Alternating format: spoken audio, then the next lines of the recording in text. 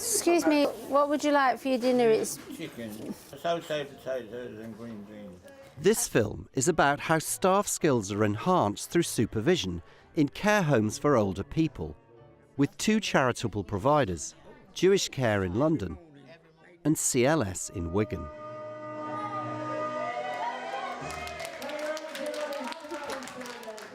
At Jewish Care, Kathilat is a daytime team leader and supervisor, and Tracy is one of the residential care workers she supervises. Overall, how do you feel about working here? Oh, I like working here. I've liked it since I've been here for nearly 6 years now, and I do like it. It's like my second home in a way. Supervision is an incredibly important issue for Jewish Care. I believe it's the backbone of any organisation, and therefore if you get supervision right and embedded in an organisation, I think myself and colleagues at a senior level realise that it is the vehicle with which one can drive through the values that the organisation has. So you want tinned salmon? Beans and small lettuce and tomato. Jewish care homes for older people pride themselves on having strong values, such as warmth, kindness, dignity and respect. Supervision is seen as a good opportunity to remind staff of these and ensure a high quality of care which benefits those who use the service. I've had to challenge people in supervision in terms of how they at times have spoken to a resident. You know, the staff may feel stressed out, maybe there's a lot going on in the home, they're trying to get a job done, somebody may ask them a question, or a resident may need assistance, and it may be their tone of voice or how they address that person, they're not showing respect, and it has to be addressed, and that would be addressed either informally or formally in supervision. In regards to your communication with the service users, do you think you have any problem? Not really. Sometimes I might be a bit loud, but then because sometimes like if they're hard of hearing you have to like, you know, raise your voice a bit, but sometimes you forget. So sometimes I might be a bit loud, but and then you have to realise and then just come down a bit. You don't have sugar, do you? One of the most sensitive aspects of caring for older people is end-of-life support. At Jewish Care, supervision is used to help develop staff's ability to cope with this more effectively. I know it's a very, very sensitive issue that most people don't want to discuss. The service users don't want to discuss it. The staff are finding it very awkward to discuss it. So I always use a supervision session to be able to know exactly how the staff feel in regards to that. Around last month and December, we lost like 3 residents, and I want to know how you feel about it and what impact that's had on you.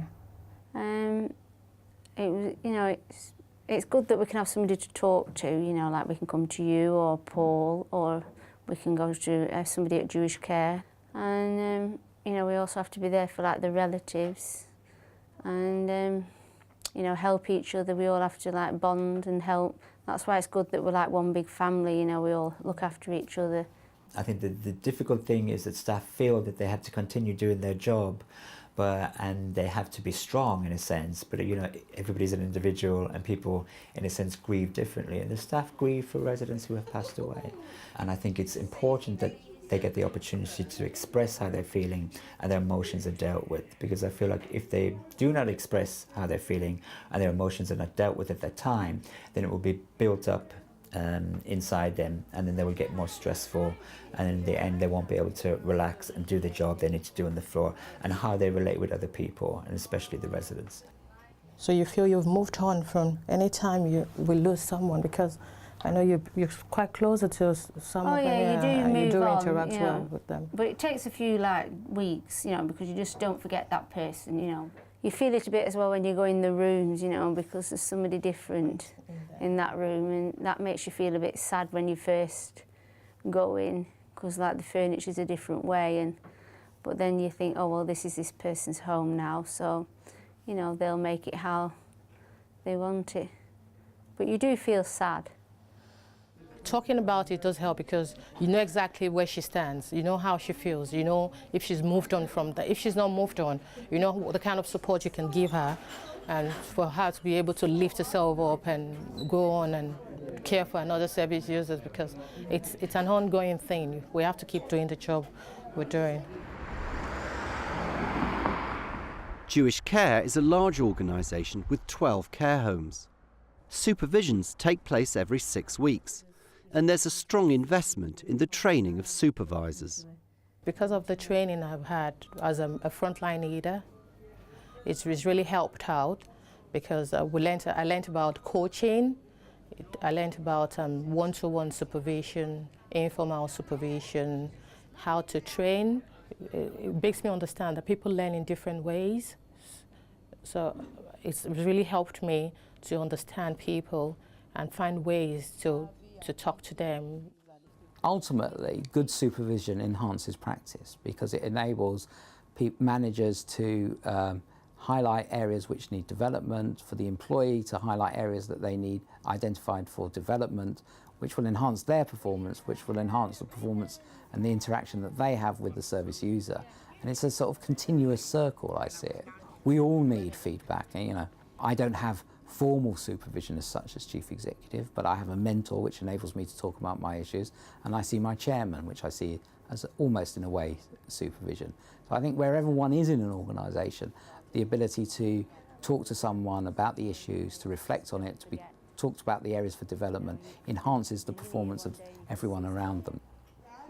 You got your arms up. Is it thirsty work? Oh, yeah. Yeah. Are you not having your drink?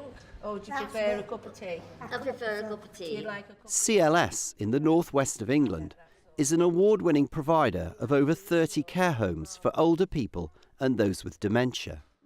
3 years ago, staff feedback showed that supervisions had become outdated and needed rejuvenating.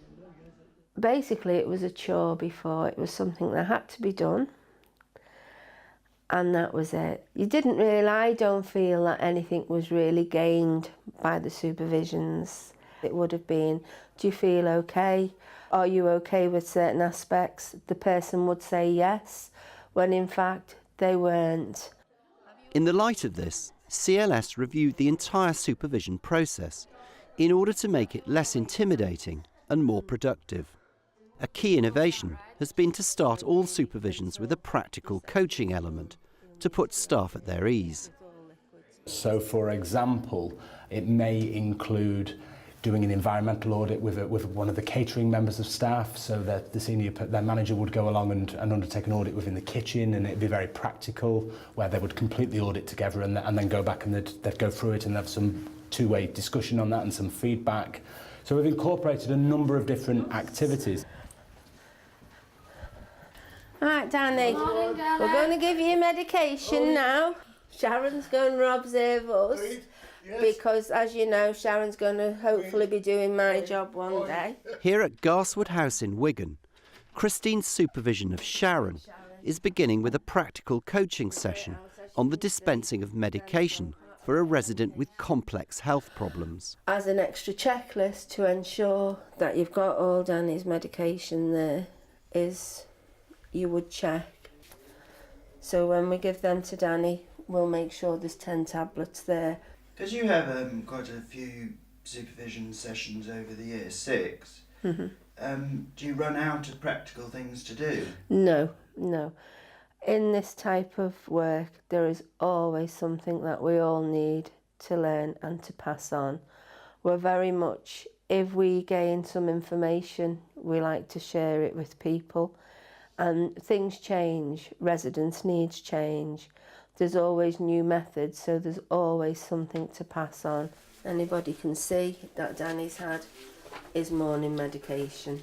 Because we've incorporated the activity sessions, what staff are telling us that it's much more practical, it's much more user-friendly, it's got over a number of the barriers to sitting down, having regular one-to-one discussions with an individual, and the feedback from staff has been very positive. Was there anything about that medication that you were quite overawed with? No, it's like you say, there is quite a bit of medication there, isn't there? Yeah. So why is Danny on so much medication?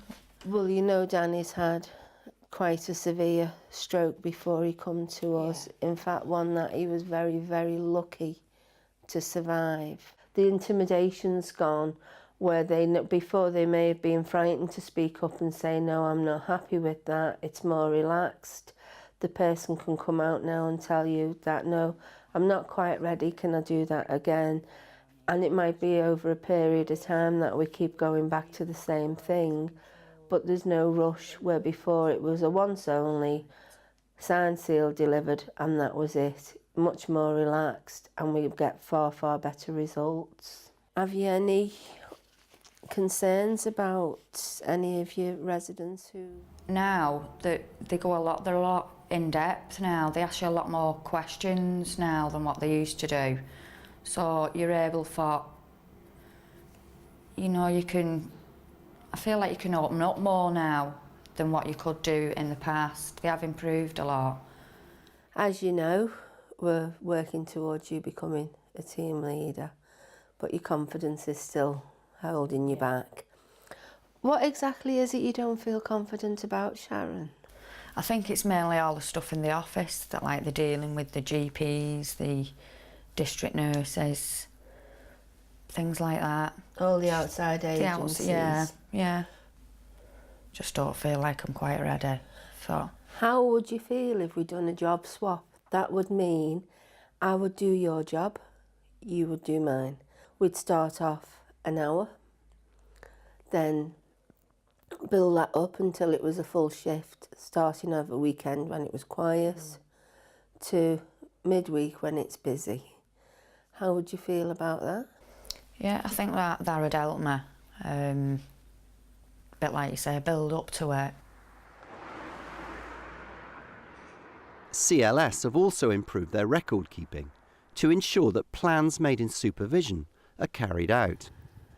Later in the day, Christine and Sharon reconvened to check through the action points agreed in supervision. If you feel I've missed anything out, please let me know. Will do. Okay? Yeah, okay, that's fine, that. You happy with that? Happy with that. Right, would you like to put your monogram on for me, please? Despite the thoroughness of their record keeping, CLS are finding regulatory bodies such as the CQC now want more than a paper trail. They're wanting to spend less time looking at individual records. Now they will go and actually talk to staff about the quality of the supervision that they're receiving. What does it mean for them? And at both CLS and Jewish Care, there's a consensus that spending on supervision, training and staff development is having encouraging results. I would say that there has been a significant return on investment in relation to what we've done, and that is that we've seen a number of people develop in their roles and move up the ladder. Additionally, we also have got some very positive feedback on how the supervision framework has been used to tackle minor performance issues as well, and enabled staff to become more capable to do their jobs. We know you're coming now. An organisation that embraces supervision, and particularly a resource that uses it well, I believe will see its service improve and the satisfaction levels of service users be higher.